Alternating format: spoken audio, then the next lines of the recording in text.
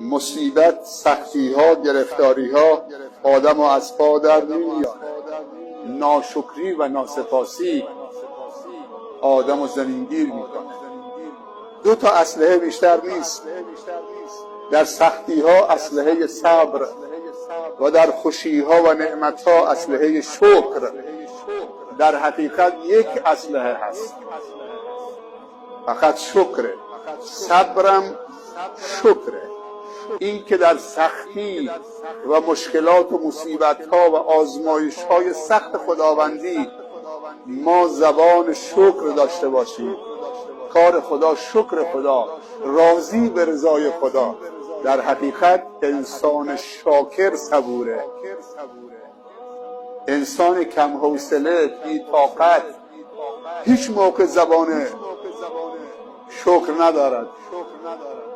کسی که طاقتش کمه، صبرش کمه، حوصلش کمه، زود از کوره در میره، کنترلش نداره.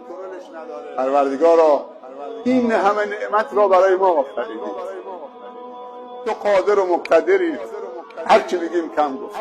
تو رب العالمین، تقصیر دلم نیست، تماشای تو زیباست. الحمدلله رب العالمین.